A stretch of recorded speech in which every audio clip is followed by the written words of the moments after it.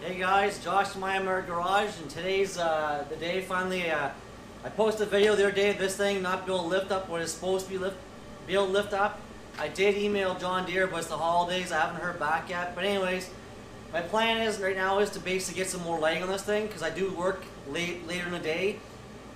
This thing has basically two headlights in the front, the factory headlights, and two work lights on the side.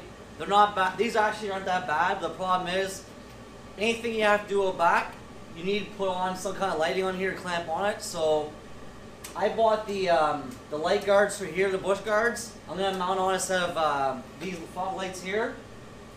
They're the Kawell 9 LED lights. They have side lights on too here. I'll do a little quicker review in a second, but so basically I'm gonna mount two sets, one on each side like this, in hopes to get better lighting. I bought 6 sets of lights from different places, Princess Auto, online on eBay and stuff, and I tried them out, and I want a floodlight because, to be honest with you, I don't care if the light goes out 200 feet. That doesn't do anything for the tractor. I want lighting within 20-30 feet. That's about it. You know, you don't need lighting a mile away. So basically, I saw these online. The reviews are pretty good on them. I tried them outside. The light output is very wide, and also the side LEDs here, they do make a little bit of noise. You can actually see it. You put your hand in front of it, take it off, you notice there's a significant amount of light in the side, so it's going to help. So I hope to put one back here, one in the front, and then possibly mount these here, and then maybe, because I'm going to use this thing in the wintertime as a snowblower also, I'll let you guys know how these do facing back. I hope they do pretty well.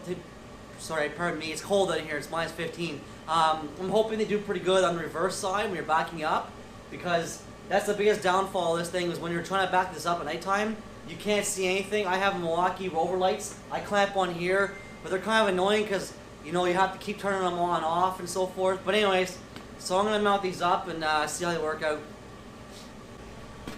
Hey guys, I'm back in the garage. I got the tractor torn apart. Basically, floorboard, the side pieces. I'll do a quick demonstration of how to put them back together, and you can reverse it to how to take them apart. It's pretty simple. It took me about half hour.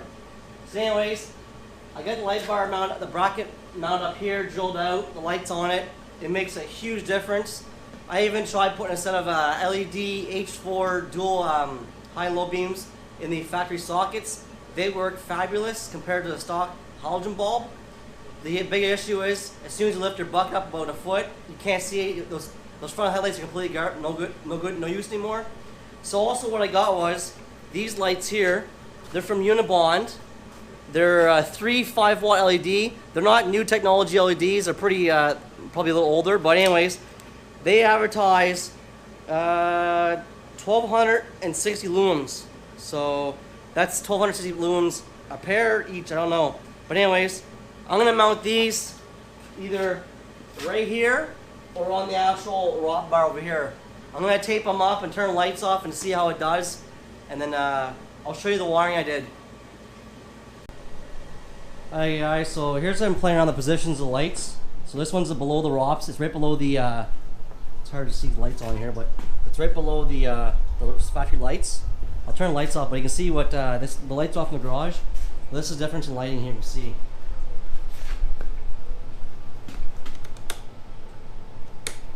So basically, if I do any excavator work at nighttime, this is with the actual light off. So basically I lose all this area here, can't see what I'm doing digging close by. This one here gives me actual little light right here. And also when I put the snowblower on, I can see the sides of the snowblower a little better. So it'd be easier to move around at nighttime, a little more, I feel a little more secure. But these lights do give up a nice side light here. You can see the sides pretty illuminated here. I'll cover this up, in fact, the light out of here. So that's a small little spotlight there. It's not too bad, it adds, but this is a side light here. So it throws the light out nice and far. So when I'm snow blowing, I can see what's ahead of me, and I can see the side. It's got a little bit of a side light on it here. I'll cover this through those side lights and the those LEDs there, those Kawells. That's a they call it a side shooter. So this is the no side shooter. That's what a side shooter. What a difference that makes. I know it's in the garage, but the garage is blacked out right now, so that's no side shooter. Which side shooter? On the front side, this is the light here. I turn the side shooters off right here, and there you go. It throws light pretty far out. Outside it's got a nice little wide beam to it, and this is the side shooter on. So it adds, it's not a lot, but it's enough that it gives you a little more security on the side here, see here. So, but anyways, I'm gonna continue wiring this up. I'll show you what I did here with the positions of the lights. So basically I got a piece of stainless steel. I'm gonna do it in a piece of black this summer when I get more time, but these are the lights here. You can see the side LEDs here. These are called the side shooters. So it's got 6 5 watts in the center, and then 3 5 watts on the side. And I got a bracket here on the ROPS on top of the. This is a John Deere shield, and then I mounted the little LED lights right here. So basically, this little LED lights up this area nicely. And so basically, if I have a lawnmower on nighttime, I can have this light. I can actually just activate this light here only, and have just basically the back area here. I don't have to have the big lights on if I'm doing lawn cutting a little later in the afternoon, later in the day. So I will wire these lights here separately from these ones here. So basically, if I'm doing any work where I don't need to have this much light on, just need some backlights to see when I'm backing up. Because the biggest issue I find with this thing is if it's a little dark at nighttime or anything, it's dawn, you back up, you can't see anything, and I don't want to hit anything. So, but anyways, I'll get back to my wiring and I'll show some videos of that. Some progress so far. I got the wires run down in the corner here. There's a hole where the ground wire comes through right here. So I ran the wires there. Temporary. This is just get a harness made. They run up in here. Set the motor.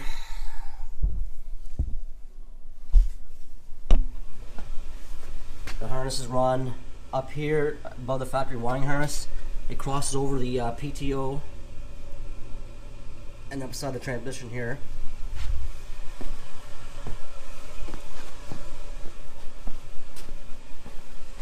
Now I'm going to run a push button. I'm going to put tube right here. I looked underneath. There's room underneath here. I don't know if you can see. Probably not. No, you can't see. I pulled the console out, and I was able to. There's enough room back here, so I'm putting 2 watertight push button switches here. They're watertight and they're eliminated. So the wiring runs up here, up the console here. There's not much room. There's a lot of webbing behind here. And it's hard to see back here, but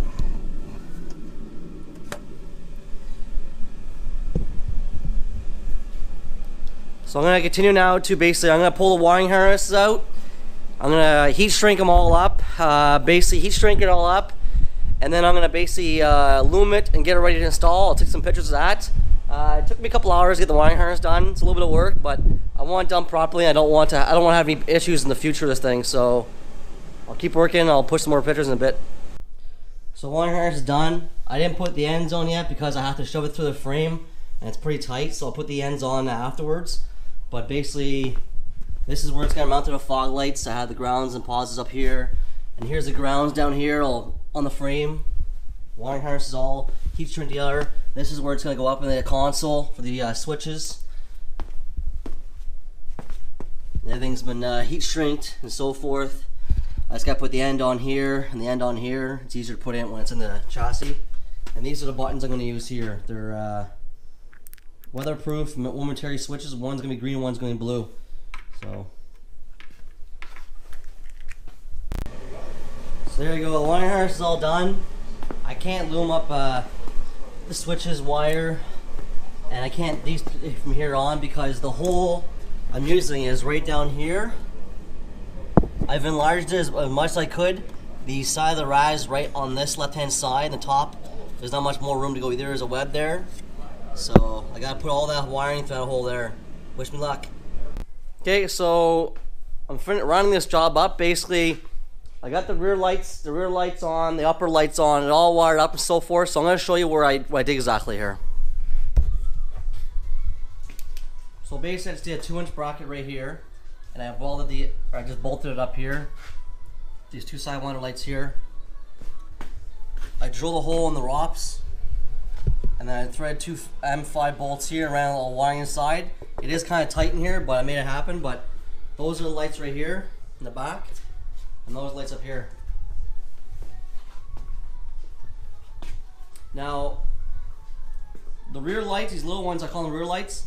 They light this air very, very well. Like I said earlier, the only thing I'm debating on is whether I'm gonna put another one right here on the boom. We'll see. But so far, the area is lit very well. So I ran the wiring beside the factory wiring, and then down below the seat here, I followed the factory wiring harness. You can see it right here. It's hard to see, but sorry. Right there, ran around here. There's not a lot of room.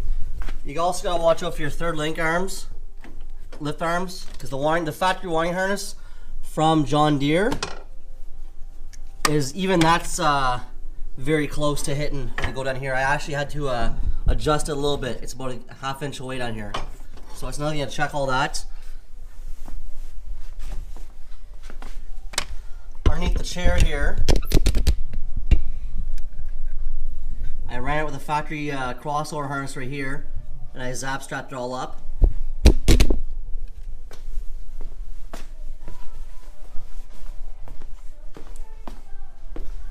And then on this side here,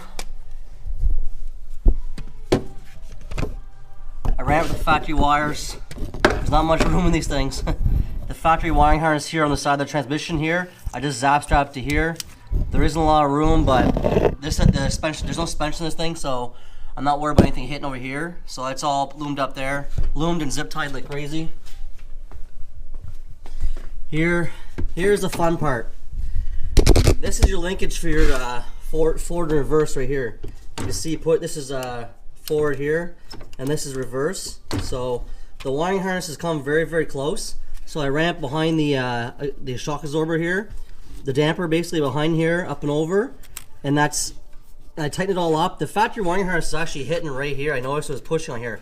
This tractor is like not even I think a month old right now, and you can see a little bit of a mark on that wiring harness, but you can see here it's good now. So I zap started pretty good. It's pretty solid. Even back here, the back of the shock absorber back here, when it goes in reverse, it pushes down right here on the factory wiring harness. So I zap strap it down to keep it out of the way. So, and then I ran it down here with the factory harness underneath the console.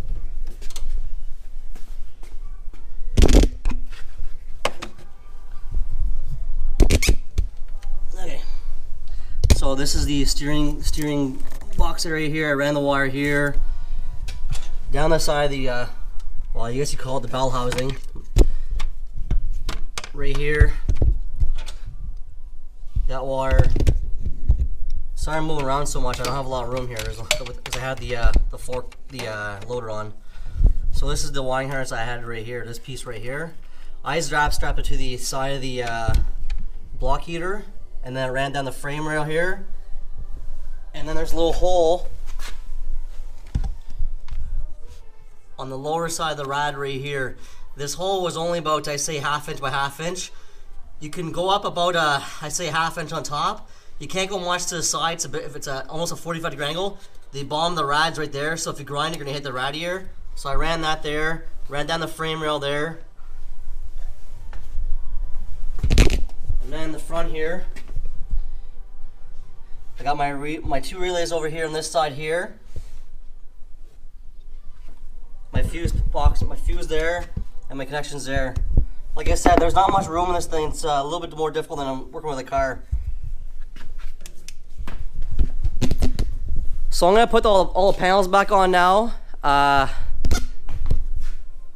I'll put the panels back on.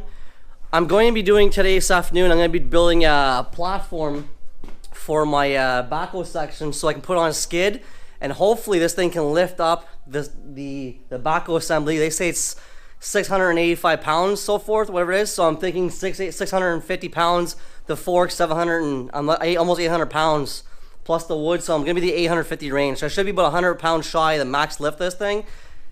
Hopefully I can at least get it off the ground and move it around. But I'm gonna build a pallet, and I'm gonna do a video on how I built my pallet because I don't want this thing sitting on the ground. Anyways, so I'm gonna build that today, and then about next flip in a bit here, you're gonna see the backhoe outside in the middle of the nighttime. I'll have the lights on, and I will operate it and see if it is what I want it to be. Stay tuned, guys. So these are the switches I installed here. They're the Pico switches, the illuminated.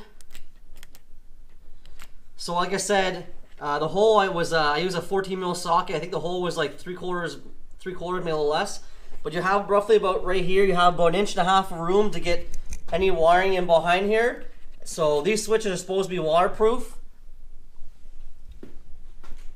I'll let you guys know how they do, but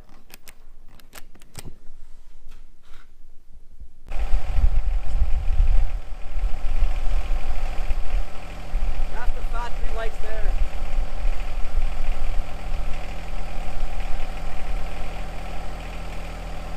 That's the side shooters there.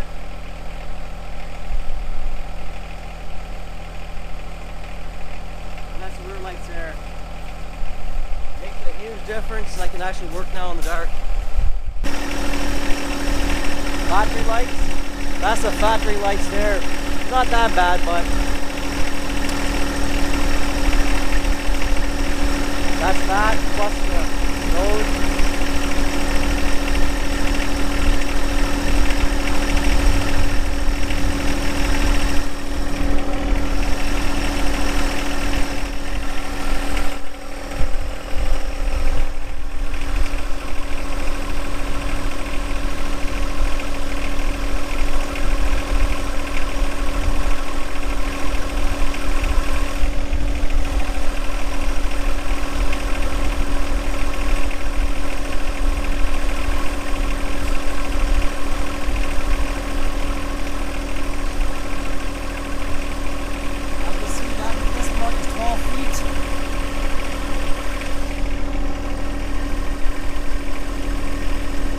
It goes out pretty far. It's actually out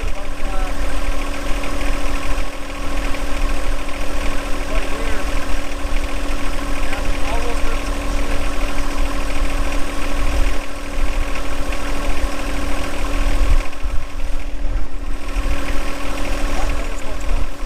Side shooter's pretty far. I'll cover up right now. That's no side shooter there. That's side shooter. No side shooter. Shooter. Hey guys, the camera is about 22 feet away. I'm gonna play back here and see if I get any shadows.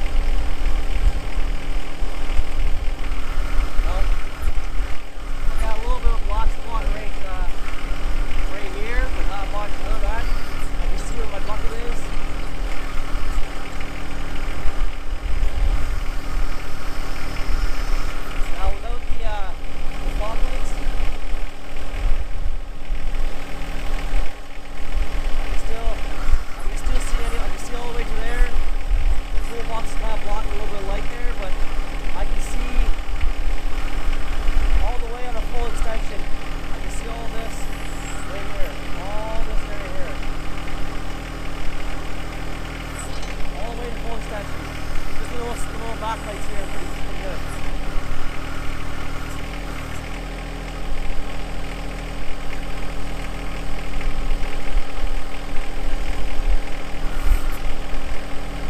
So this is just the little side lights here.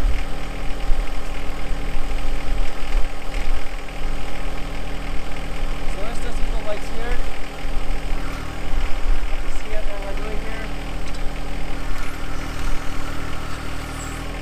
Good little light there, I can take no problem. But a couple little shadows here and there, but pretty good. And if I want to add the air lights, there we go. Got lots of doing. See everywhere I go now. Full extension there.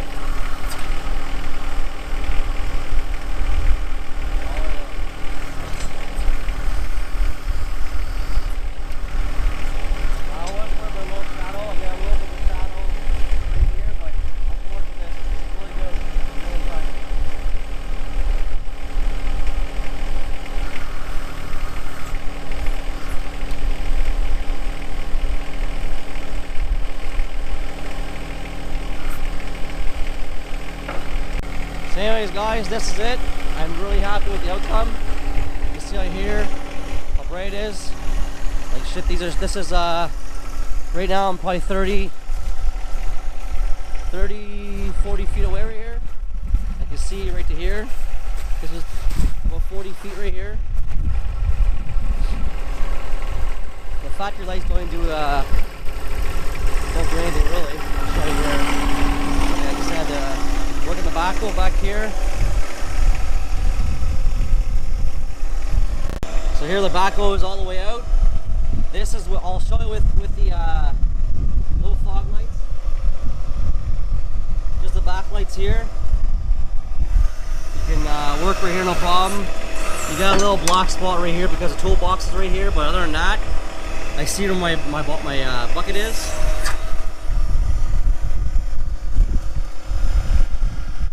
There. So full extension everywhere. I see everything. And then I'll put on the fog lights. I'll put on the fog lights.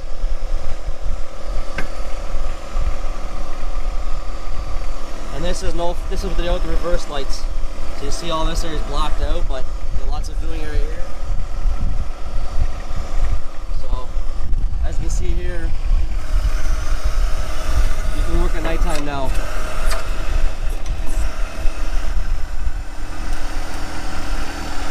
No issue with that.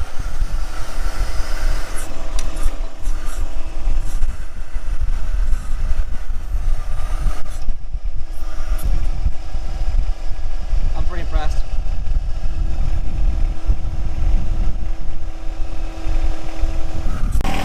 So this is the factory lighting here.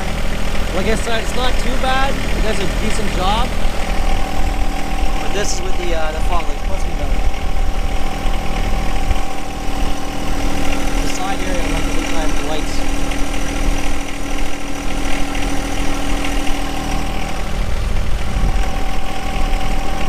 Once you lift the bucket, I can use the front lights. So basically not much different if lights on and off.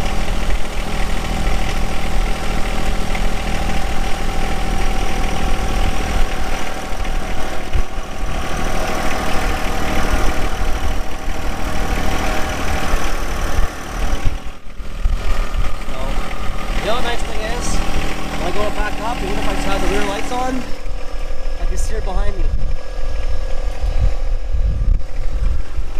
I personally think John Deere factory should have reverse lights on these things because with the backhoe or even the lawnmower, if it's dust, you can't see behind you. You're backing up, you're gonna hit something.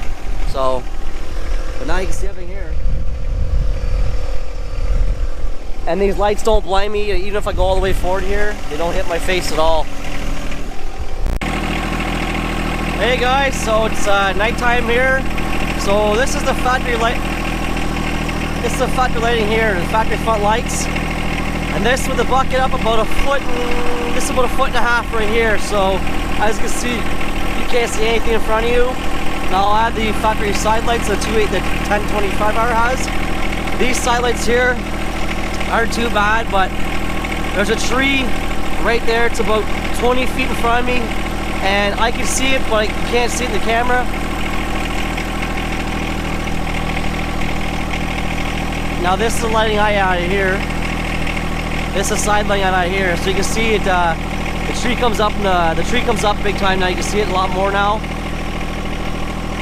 The tree's lit up. I can see it a distance away, and behind me, as you know, with no lights on. This is the John Deere lighting here. You can't see anything behind you. These are my two little spotlights, these two little lights, backup lights I have here. So I can see my snowblower pretty good. As you can see here, it's pretty clear. I can't see on the other side of the snowblower very well, but then I add my air lights. There you go. Let's do some snow blowing.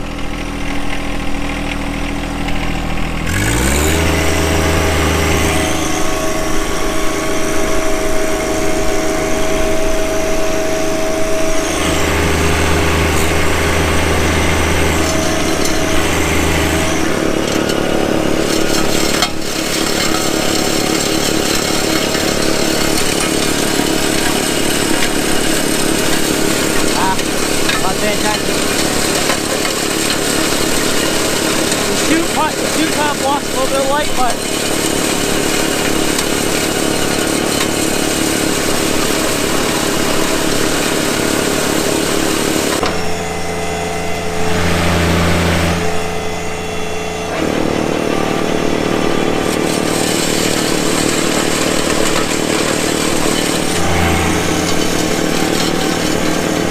see here, I can see where the snow's falling now.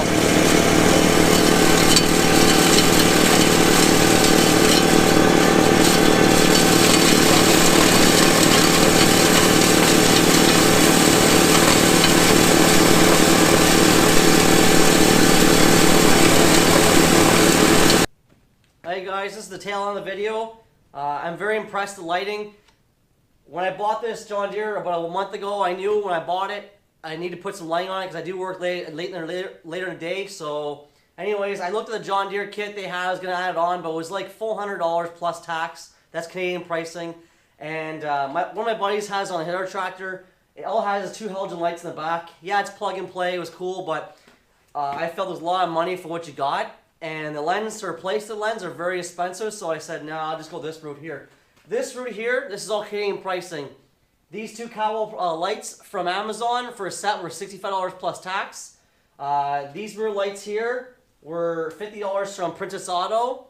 And basically the wiring, the relays, and all that stuff there, I'm about $320 into this Canadian-ish, this plus my time. So the outcome, it was well worth it. So if you guys have any questions, ask. But basically, so these are the Kawell side shooters. They have 9 5-watt LEDs in the center. They shoot very well. I'm very impressed. I am going to aim them out just a little bit more because I got a little bit of a, on the right hand, on the sides of the machine, I got a little spot, about 2-3 feet of darkness. So I'm going to aim out just a little bit more. But other than that, I don't really care. I'm not driving 90 degrees this way. Anyway, so those are the Kawell side shooters. These backlights here are unibond LED mini work lamps. Each one of them is 3 5-watt LEDs. They advertise them as 1260 lumens. These are $50. I'll leave them in the description. I use just regular automotive 30 amp relays, 2 of those. The switches I used were manufactured by Pico. I'll list them in the description, but basically they light up pretty good. I can see them at nighttime. The switches are they're supposed to be waterproof. I don't plan on leaving this thing outside in the rain, but I will a couple times and see if they leak. But just so you guys know, there is room, as I showed, underneath there to drill those 2 holes in there. Anyways, guys, this is my install. If you have any questions, comment below. Like the video and subscribe. Thanks, guys.